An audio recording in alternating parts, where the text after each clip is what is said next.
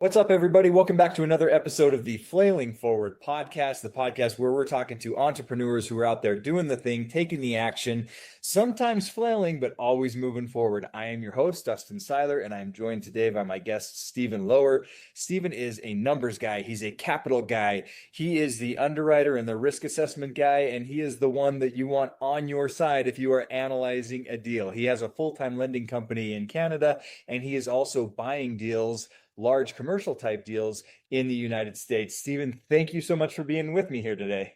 Yeah, thanks for having me. Excited. Appreciate it. Yeah, this is great. So now like I just talked about, you're doing lending, you're buying acquisitions, but you've been in this business for a long time. You got into it in 2008, which was that, were you in Canada in 2008? Did you Yeah. guys have the same housing crash that we had in the US in 2008? Well, we didn't have a housing crash, but we had a global, market Recession. problem, Yeah. right? So, at the time, I was in the process of training to be a commercial mortgage broker, Uh-huh. and so I was learning from some guys on how to do loans and, find a borrower that's needing some capital and then go out and find that capital.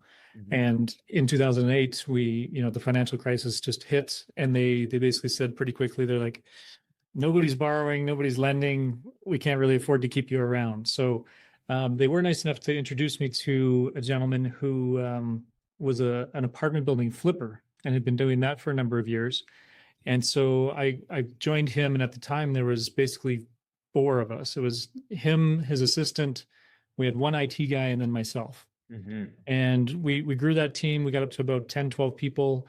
And during my time there, we bought and sold over 750 multifamily units Wow. and did about 200 million in transactions. So that was a great opportunity. I learned a ton about real estate, about putting deals together, about paperwork, about creative finance, about seller financing, traditional bank financing, commercial property underwriting, all that stuff.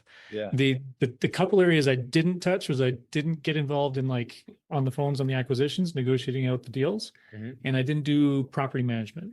But Okay. because we were a small team, I kind of got to touch all the other areas. So underwriting, due diligence, putting together the entire capital stack, debt, equity, putting the terms together for the creative financing of the seller carries.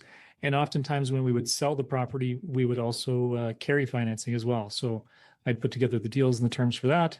And then my job, of course, was also, we positioned the seller financing as a value add. Like, hey, we're gonna make this really easy for you to get into the property. Mhm. And then my job after we got them into the property was to get them refinanced and paid us out as quick as possible. Yeah. So, Yeah. so it was, so then I got a lot of exposure and experience in just, working with traditional banks and things like that as well. And how you take somebody from a creative deal into a traditional deal. Yeah, tons of knowledge growth and experience in that. And then in 2014, 2015, we were looking at actually expanding the business into different locations into the US. Mhm. At the time, there was three of us key kind of players in the team, and so we wanted to open up Miami and Phoenix and Vegas.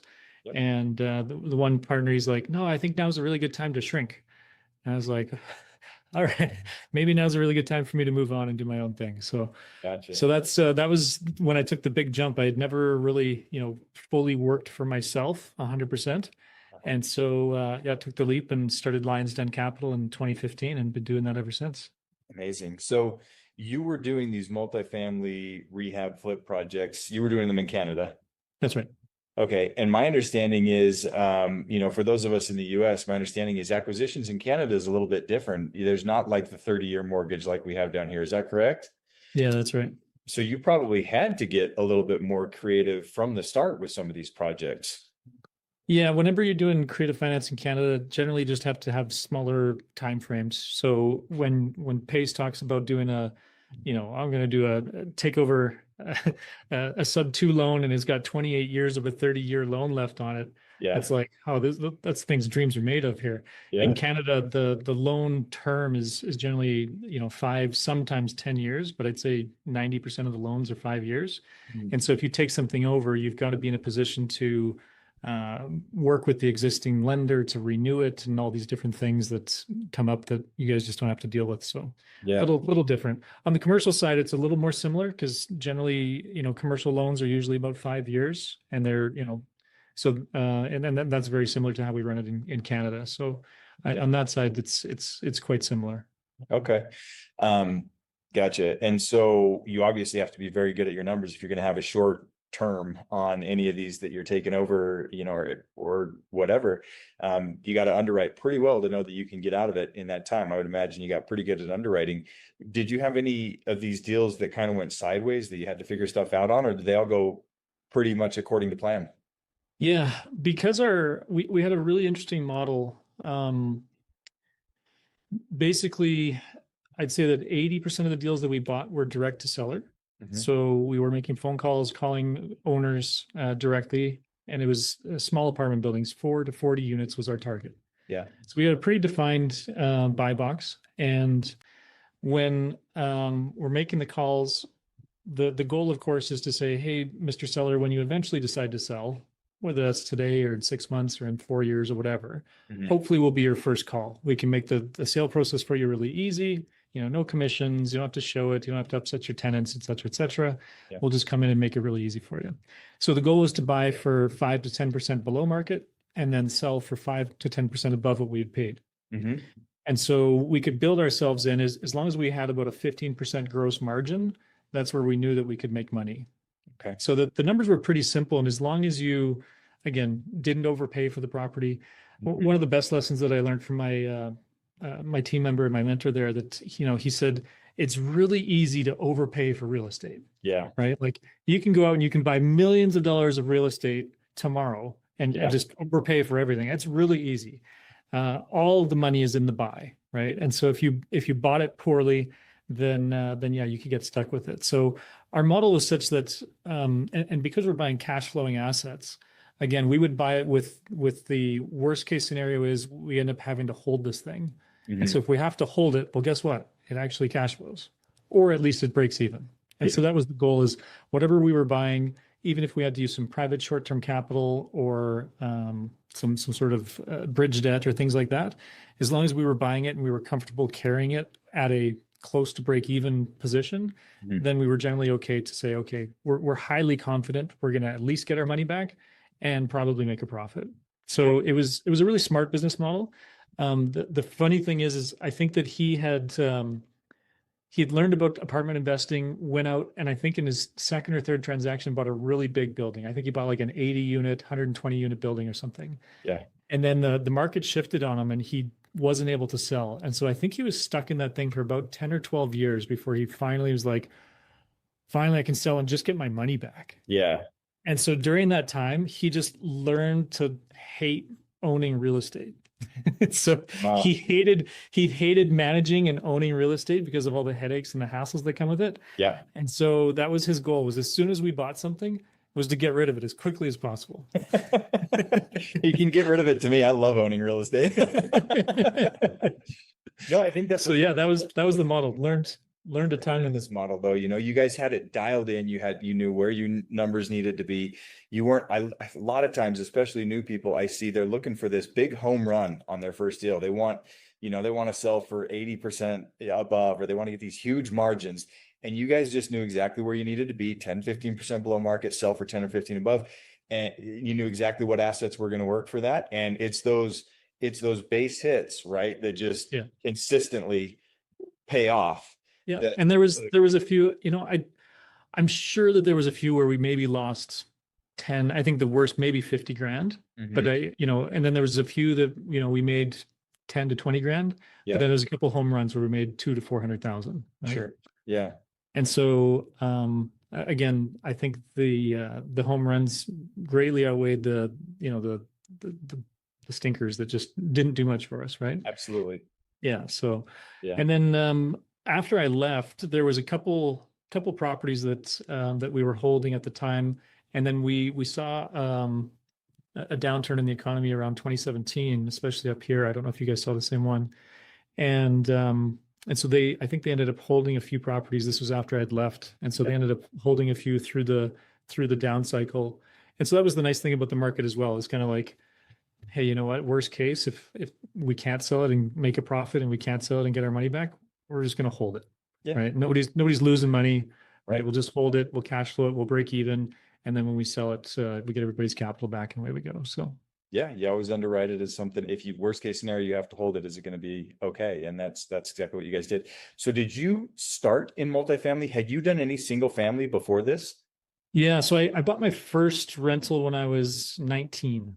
Okay. And so yeah, my mom, I'll share a little bit about my mom. So my mom was very entrepreneurial. She grew up she was one of 9 kids on a farm, southern Alberta, and was I'm one of 7 kids. And so she was constantly trying to find ways to supplement my dad's income to help, clothe us and Yeah. put shoes on us and get us into sports and all sorts of fun things. Yeah. And so she was always looking for something new. So she'd get a big truckload come out from British Columbia full of fruit, and we'd stuff our full garage full of fruit, and then she'd sell these fruit by the case, and that would get enough money for us to go back to school shopping and stuff like that. And in the early 90s, she started to discover real estate investing. So read some books, joined some mentorships, the local RIA and things like that. And so they had started buying some real estate assets. And so as a kid, I remember like going to properties and just like spending Saturdays painting fences, cleaning up, developing basements, going to houses that the tenants had left a mess. We'd, wash the carpets with the renting, scrubber, the rug doctor, whatever. Yeah. And so I had some exposure to it, but not really on the investment side, of course, just all the headache stuff. And so, but my mom, through reading and things like this, she realized, she's like, you know what? I'm never really going to be able to afford to help all my kids get through university. That's just, I'm not going to be able to afford to do that. She said, Yeah.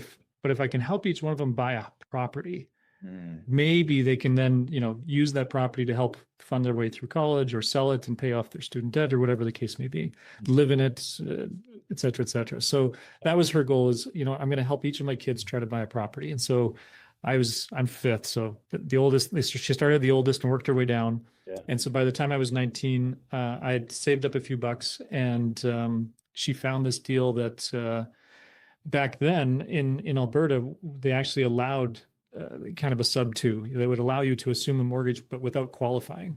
Okay. And so she had found this family who had bought a new home out in the suburbs. And after living there for about 3 months, they're like, oh man, we hate the commute. We hate and so they just wanted to sell it, and they had put like 2% down or something like that. And so I was able to come in with my very small, less than $10,000 down payment and take over this mortgage. And so as a 19-year-old kid, of course, they're like, we want to put your parents on the deal as well. So mom had to sign for it as well, just because they didn't feel comfortable with the 19-year-old kid in there. But yeah, so that was my first experience. And then I bought a few more rentals as time went on and had limited success with those. But once I got into the lending game, that's where I decided, you know what, I'm just going to take my capital and lend it out. This is something that I know and understand. I love real estate and all the things involved. But I also love the multiplication effect of multifamily and commercial properties. Sure. And so in the just shortly after COVID, I was looking at, my business and what is my financial plan and what do I want to do and where do I want to live, et cetera. And I thought, you know what, I'd much rather retire on American dollars than Canadian dollars. The Canadian dollar, as you may know, is not doing very well. Yeah. And, I'll probably live somewhere else a little warmer when I retire, when the kids are grown up. Yeah. And so being able to live off of US dollars, in Central America, South America, somewhere, or maybe in the US, is a lot better than trying to live off Canadian dollars. Sure. So then the goal is, okay, well, now I want to buy some stuff. And I came across this Pace Morby guy. And so I'm like, what is you can buy stuff and not qualify? Because the big thing for Canadians going to the US is, in Canada, to qualify traditionally, you have to be able to prove your income and show this and that. And so buying stuff in the US, again, it's pretty tricky. And then they look at it and they say, well, are you a citizen? And then no, well, then there's extra criteria and blah, blah, blah. Yeah. So then I heard, well, you can take over these loans. And so I thought, well, this is pretty interesting. So anyway, I joined Sub 2, started learning. And then as I was building up my ideas for a buy box, eventually got to the point where I was like, everybody seems to be like, I want to do a few houses and then I want to get into multifamily. Mm-hmm. And so I'm like, I already know multifamily. Why don't I just get into multifamily and commercial property? So, Yeah. yeah, so that's been my focus. So been networking, building relationships with different wholesalers and brokers, lenders, capital partners, operators, and we've got our first park that's under contract in upstate New York, just over 100 pads there. So excited about that one, and a couple more coming down the pipeline. So That's fantastic. fun time, So I love that your first deal at 19 was a creative deal. And right? even now that it's becoming more common, still a lot of people are like, you can't do creative deals. You did it in the 90s at 19 on your first deal. That's amazing. I love it. Yeah, yeah. From what are the differences you've seen from single family to multifamily? And would you recommend one over the other to somebody getting started? For somebody getting started, you know, if I look, if I could talk to my 19-year-old self and getting started at that age, Mm-hmm. the advice would be very different than somebody that's starting in their 40s, for example. So I think that the whole house hacking idea is brilliant. I think that if you can buy a duplex or buy a fourplex, especially in the States, I think you can buy those with 5% down, and house hack and rent out the other units. And ideally you're living for free. Yeah. Then, then you've got some income coming in, whatever you're doing, and you're then saving up to go and buy your next property, or you're fixing up your fourplex, refinancing it, and then going buying and just doing that again and again. Yeah. And so I think that, over a 5 to 15 year period, if you're doing that just methodically, and it doesn't have to be fast, it doesn't have to be crazy. You don't have to be buying 3 or 5 deals a year, right? If you can do a fourplex every 2 years, you can build up a pretty decent, rental portfolio that, within about 10 years, that's when I think that you've got enough assets, you've got enough experience, you got enough exposure to real estate to really know, okay, do I want to scale this up now? Is this something that I'm really enjoying? Or do I want to just continue doing what I'm doing and go from there? So I think it really depends. Of course, if somebody just wants to get full-time into real estate, there's the wholesaling, there's the fix and flipping, there's all sorts of things. And it's so different in Canada. Like when I hear about all the deals and all the opportunities and all the things you guys are doing down there, Yeah. you look in Canada, it's like, I know like maybe 2 people in Calgary that have a full-time job fixing and flipping houses. Like there's not as many opportunities. Part of the reason is Calgary's a new city, right? There's our oldest house is like 100 years old. Yeah. Right. Whereas in Philadelphia, it's like, oh, this house built in 18, whatever. Right? So it's like, so there's not as many things falling over and decrepit and things like that. So it's just a different market. But yeah, I think the house hacking is a great thing. Once you get to a point though, and Pace has identified this as well, he says, I wish I would have stopped at about 20, maybe 50 houses max, Right. and then got into multifamily. And so in Canada especially, and I'm sure in the US as well, but if you're doing creative, you won't run into this, but you generally hit a wall in terms of being able to qualify for things traditionally. Yeah. So it's like, hey, you've got 10 houses already. No, we're not going to lend you more money. Yeah. Right. So then you've either got to go creative or you've got to scale up and go into the commercial. So anything 5 units and over is considered commercial. Yep. And then the building starts to qualify for the loan, not you. And Right. so that's where the leverage becomes. And then the other thing that we love about multifamily, and some of your listeners might know about this, is basically, when you're dealing with a single family home, the home is only worth what the comparable sales are in the market. Yep. And so if your neighbor's house is the exact same and it's sold for 300,000, guess what your property's worth? Yep. Right. But if you take 2 10-unit buildings that are a block apart, and one is earning $10,000 a month and one is earning $20,000 a month, they are no longer comparable. And so if this one sells for $3 million, this one's going to be worth much more because the income on the property is generating much, much higher. And so that's where you get to, do the value add, the forced depreciation. Right. And if basically it's a tiny business. So your goal is to increase the revenue and decrease the expenses so that you've got a bigger NOI.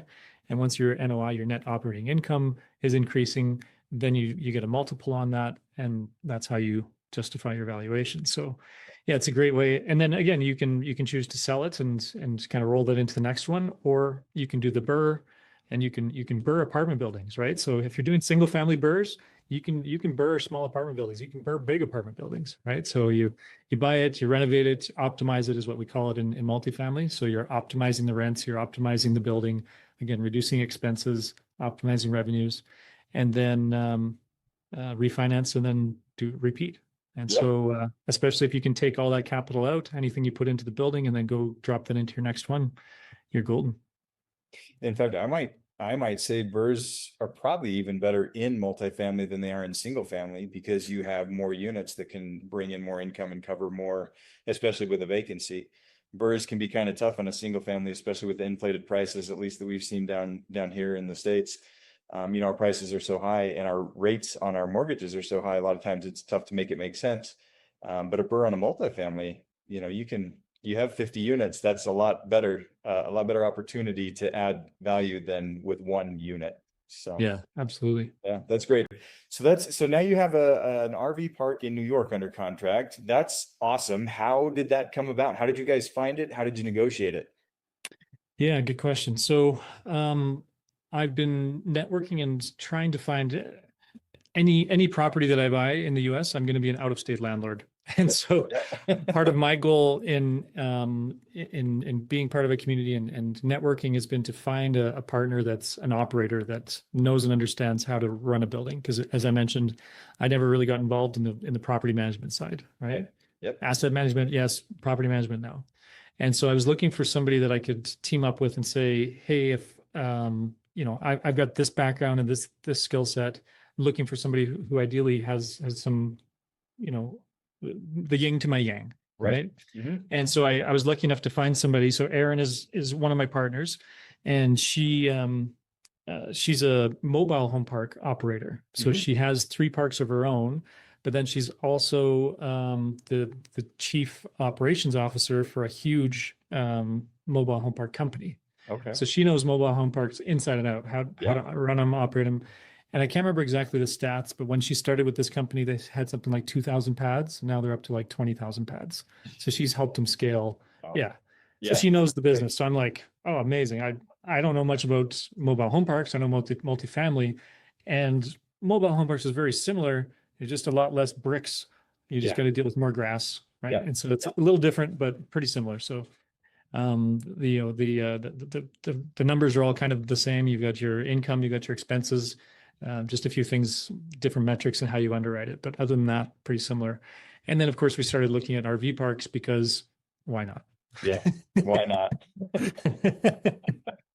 And the RV parks are fun because they're a little bit of a combination of a hotel and a mobile home park kind of mashed together. So you've got this hospitality aspect, and I've had a couple Airbnbs, and so I enjoyed some of that. Having trying to provide a really good guest experience and things like that. Okay. And so when I look at an RV, I'm like, yeah, I did some trailering and camping around COVID. I was like, yeah, this is fun. I could see myself owning one of these, and again, trying to just make that stay and that experience really pleasurable for families and people to come and enjoy, and just yeah. I think we need a little bit more of that in our lives and in this world. So why not profit from being able to provide that? So Absolutely. No, that's great. So you guys found this, negotiated it, got it under contract. I mean, did that all just go smooth sailing, or did you run into any hiccups in the negotiations? well, we're still in the negotiations. So we actually so this deal came from a wholesaler, Uh-huh. and they brought it to my partner, and so I don't know how they met exactly, but they basically said, hey, we've got this deal. Do you want to take a look at it? She looked at it and said, yeah, actually, this is interesting. Shared it with me. We started doing our underwriting, got an LOI out, and after a bunch of back and forth on some terms and some things and what we want to do, they said, sure, let's get under contract. So we got under contract. My partner and I, we went and walked the park about 2 weeks ago. And of course, we find all sorts of really interesting things and stories about, how the park came to be and all sorts of fun stuff. So I'll give you just some highlights from the park. So this couple, they've had it now for about 12 years, Uh-huh. and they bought it from the couple who originally built it. And so it was husband and wife, and they built it in the, I want to say 88, 90 era. And when they built it, I think it was originally 30 pads or so. And so when this couple that has it now, they've expanded it since they bought it. So, but when they bought it, they got the sellers to carry financing. Yeah. And one of the conditions that the sellers gave them was they said, well, we've got this nice little double wide property here, and we like to come and spend the summers here. So part of the condition of the sale is we get to continue to live here until we die. Okay. Okay. Okay. And so part of the paperwork for us to purchase the property is we get to inherit this life estate, essentially this couple that's living there. The husband since passed away a few years ago, but the wife is still coming and lives there all summer long. The park is a seasonal park, so it shuts down for the winter. Yeah. And I think she lives in Florida or something, but she'll come and spend the whole summer there and takes really good care of the house and her garden and things like that. Yeah. And yeah, she's the original owner that built the thing. So See, you can work in anything you want to a creative deal. There's no limits. yeah. So the nice thing is obviously the sellers were familiar with seller financing because they had bought the park with seller financing. Sure. Yep. And so that was one thing they already said, yeah, sure, we'll provide seller financing. So when it comes to mom and pop run operations, and they were very upfront and honest. They said, well, we're just old school. We just do it this way. It's always been done this way. And so they have, their entire scheduling process and system is all paper, paper and pencil. And well, Bob canceled. And so scratch out Bob's name and let's open up these 3 dates or whatever. Yep. And which works for them. But then when it comes time to provide information that we require to underwrite the deal, they have a hard time providing good, clean, simple to read information. Yeah. And so it's you compare it to a plumbing company, right? If somebody wants to sell their plumbing company and they say, yeah, I want $1 million for my plumbing company. It's like, okay, well, you need to show me what you've been earning. Well, we just kind of take some cash here and we give a favor back there. And so it's really, they don't have anything documented, right? And so you're like, well, I can't verify anything. The only things that I can verify give me a valuation of about 300,000 that I can pay you for your company. So that's, really all I can afford to pay is because I don't know, I can't validate on any of these other numbers. Right. Yeah. And so that's kind of the same situation that we're in now. And so we're going back, of course, again, saying, hey, we like the park, we'd like to proceed, but, we can't verify this, we can't verify that. And we haven't received, this group of documents in the due diligence package, which was in the contract. Yep. And they basically said, well, we're worried that if we show it to you, we're going to get in trouble with the IRS. That's not what you want to hear. No, which is basically the park's making more money than we're showing on paper, but we're worried about how that's all going to play out. Right. And so again, we can't verify it either way, right? So we don't know that for sure. And that's just what they're insinuating. Sure. But when it comes to, you can't refinance an insinuation. You can't refinance favors. You can't refinance. So we look at this and go, we've got a 5-year term with the seller financing. We built in some extensions, but let's say we have to refinance this thing within 5 years. That means we've only got 5 years to give them 2 to 3 years of track record with real numbers, with verifiable data that we can provide that then a bank can use and say, oh, okay, we can actually refinance this. Yeah. And so that's where we're at right now is basically, we're willing to pay you this amount of money based on what we can verify. All this other gray area stuff, we're having a real hard time valuing that. And so, and of course we've given them kind of the 2 options is we could pay a lower price and just give you cash or even a master lease, right? We don't know the risk. And so we're going to let you continue to carry the risk. We'll operate it and we'll share in the upside. Yeah. But if you're lying to us about, these things, it's not going to affect us. We don't want to take on that risk. Yeah. And then the other option, of course, is just with better terms on the seller financing is what we've asked for. So, yeah, that's where we're at. We're thick in the negotiations, and it's a husband and wife team that own and run it now, and you can tell one of the two is like, okay, yeah, that seems reasonable. Yeah, let's push forward, and then the other one is much more stubborn and a little more hard headed, and no, let's. Yeah. And so as with most couples that are in this situation, they're aging. They said, we love the park. We have a great community there, but we just work our entire summers, Right. right? We're just busy. And so they said we want to enjoy some summers.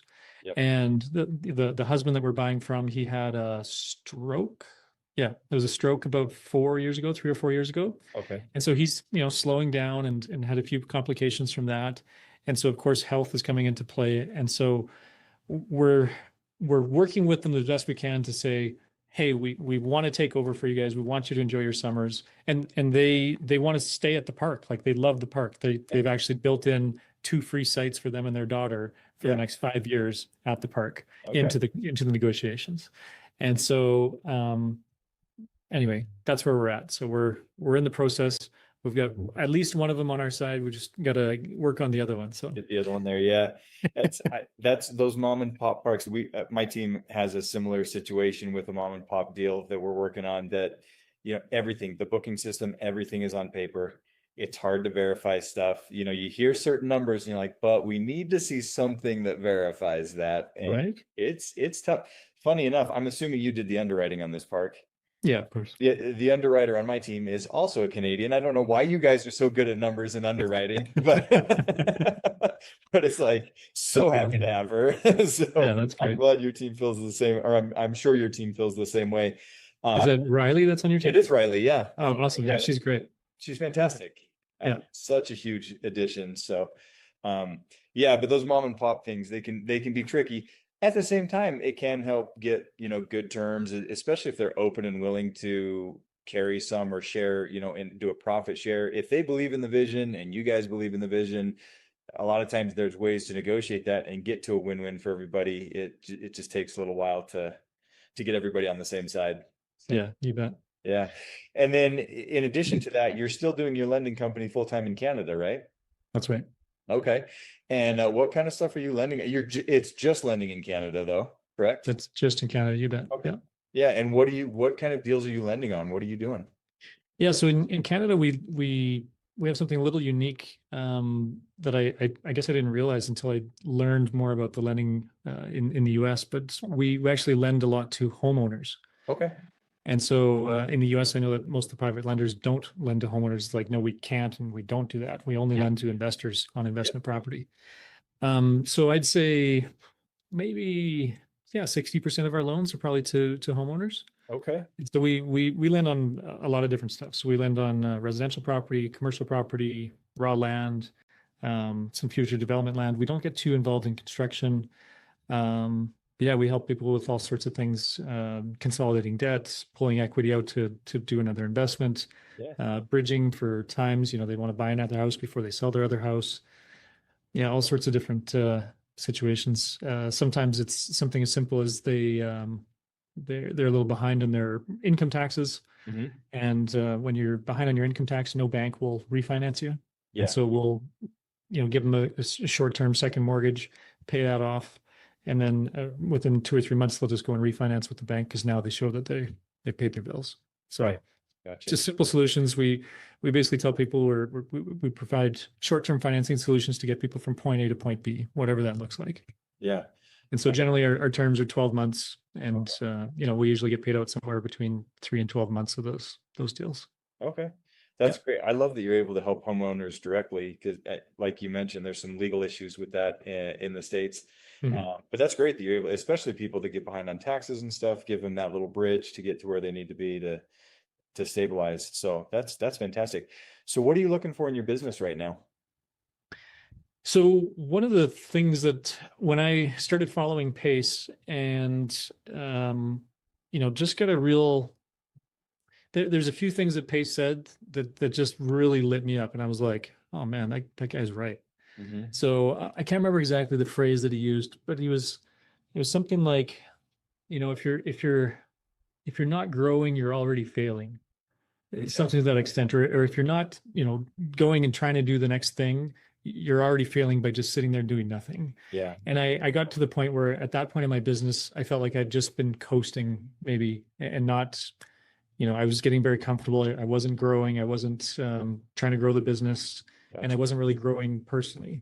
And so since that, I've been watching people like Pace and other mentors, and just really lit a fire. I'm like, oh man, I really got to start doing better for myself. Like I've just felt like I was plateaued Yeah. and got very comfortable there. And so I've been growing my business. So I've been increasing our deal inflow, increasing our capital pool, increasing our talent pool, and hiring internally to help the team be able to process more loans, Yeah. and just learning a ton of lessons as I do all of that. And Yeah. so again, I look to somebody like Pace, who runs a big team and a big community, and I go, what lessons can I learn from this guy's clearly doing something right?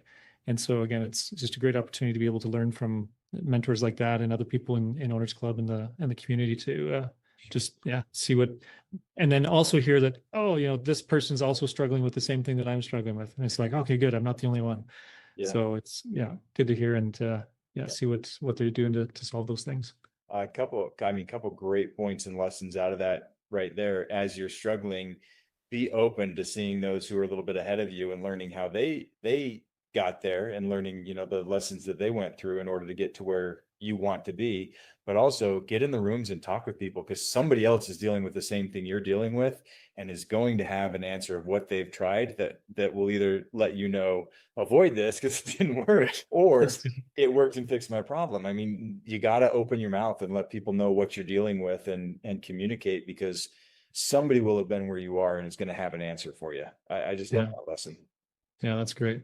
And then the other thing that I've really caught on to as best as I can is just the whole AI wave. So back in March, I'd heard about these agents, and I thought, yeah, that'd be really cool to have this magical agent thing that can do stuff. And then when OpenClaw came out, and I started following some techie people, and it's like, okay, well, you can go and do this. And so I'm like, all right, well, let's see if I can do this. And so I blew some things up. I created some really bad agents and things, and didn't work, and all sorts of things. And I've revised a bunch of stuff a bunch of different times. And so I'm continuing to learn that, but that's also been a huge benefit to me and my business and my team, because now I can, instead of going and hiring a consultant to do this, which would take 6 to 12 months to build something out a tool that we would like in our business. Right. Now I can do it in sometimes a day, and sometimes 2-3 weeks in a few focused programs. And so now, for example, a really simple thing is when we were small, we used to have, let's call it a small pool of 10 or 15 kind of go-to people that we would send deals to, right? Yeah. So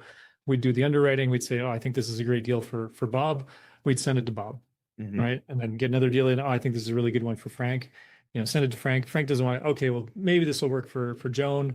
Oh, it didn't work for Joan, or yeah, she funded it. So we would do this kind of onesie, and so of course that doesn't always work out. Somebody's out of town, somebody's on the golf course, and we need to move quickly. Private lending, as you know, they want the money yesterday. Yep. So what we built out now is a system and a process where we can send the same deal out to 10, 15, 20 people at a time on a first come, first serve basis. Yeah.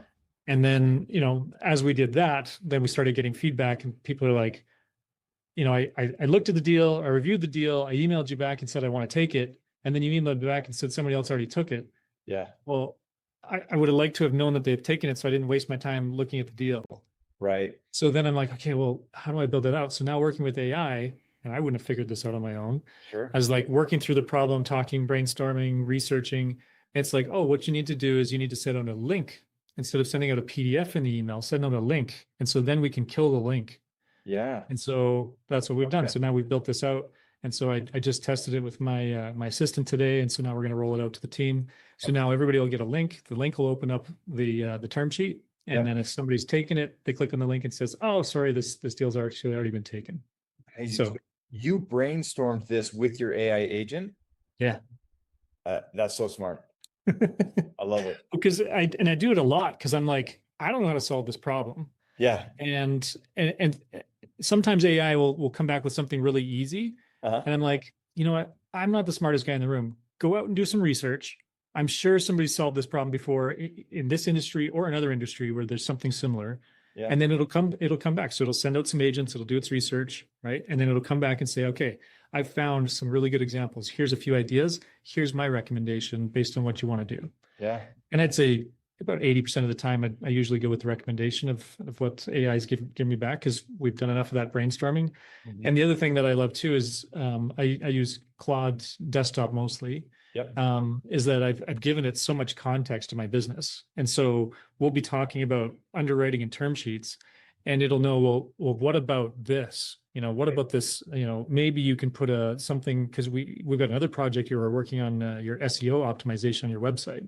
And so it'll have the context of all these things that we're working on, and it'll tie them together.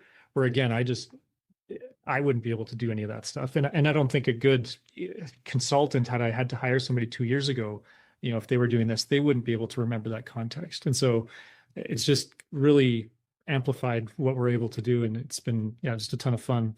Yeah. But at the same time, I swear I spend every day, I'm like, I feel like I'm behind. I feel like I can't get this stuff out fast enough, because there's all these things. And then as soon as I'm working on a project, I feel like, oh, and what about this? And what about this? And so then I start 3 other projects, while I'm trying to build this one. And and 1 or 2 of those ideas are like, oh no, that was stupid. Never mind. It opens up a whole new world though. Yeah, absolutely. And I'm not super tech savvy. And so I think but at the same time, I was talking to one of my good buddies. He's also one of our lenders, and they run a fire services company. So they install sprinkler systems in commercial properties. They they go around and inspect your fire extinguishers, make sure they haven't expired and things like that. Yep. And so I asked them, I went out to lunch with them and I said, hey, I've really been into this AI stuff. Are you guys doing anything with it? And they're like, nah. I was like, really? Like, I thought everybody was on this. And so now I'm like, oh man, there's so many things that they're doing now that I better understand what some of the capabilities are. Right. I'm like, one really simple example is like, they bid on big commercial projects of, somebody's building this big warehouse and they need somebody to put sprinklers in. And so they have to, analyze all the drawings. They have to put out quotes for supplies and things like that. And then they do a formal bid process, a RFP, request for proposal, on, trying to get this thing. And it might be a, $60,000 contract, might be a $150,000 contract to install the sprinkler systems in this building. And that takes somebody 1 to 2 weeks to build out that, request. And I'm like, do you guys realize that you could probably get that done in under a day if you program and teach your AI how to analyze this, get the quotes, pull in the information from your last quote, and you can use, all this data. And I'm like, yeah, maybe, I don't know. Yeah. And so there's another part of me. It's like, as an entrepreneur, I'm just like, there's so much opportunity to, like, I would love to just take the little bit that I know and go and teach that company. And if that's, just some guy that I know, I'm sure that there's lots of companies that all need this, Oh yeah. Information and things. And, I know that everybody's got their comfort level of how quickly they're adopting it and security rules and things like that. And so, but yeah, I know that there's some people out there doing it. With most technology, early adopters are the ones that come out ahead, right? And AI it's more than just Google now. You can use it for a lot of stuff. So yeah, that's amazing. Cool. Good. Well, if people have a deal that they think might work for you, an RV park or a mobile home park that they want to send you, or if somebody's in Canada and looking for some lending, what's the best way for them to get a hold of you? So best thing is they can either send me an email or just visit my website, which has a form that they can just fill out. So it's easier. So it's just my name, stephenlower.com. It's really original. I took a piece right out of Pace's book, right? You're the brand. Yep. There you go. So if I can, if I can be the brand and Pace can be the brand, why not? So that's it. Yeah. So stephenlower.com. Yeah. You can fill out the form there, or just Stephen@stephenlower.com if you want to send me an email. Okay. Or you can follow me on Instagram @stephenlower. Again, really original. No, I love it. That's great. So we'll put links to those in the description, but that's wonderful. This has been a great discussion. Stephen, thank you so much for joining me. Guys, get out there, take the action, move forward. You might feel like you're flailing, but you're still on the path to your goals. So get out there and get after it. We'll catch you next time. Awesome. Thanks.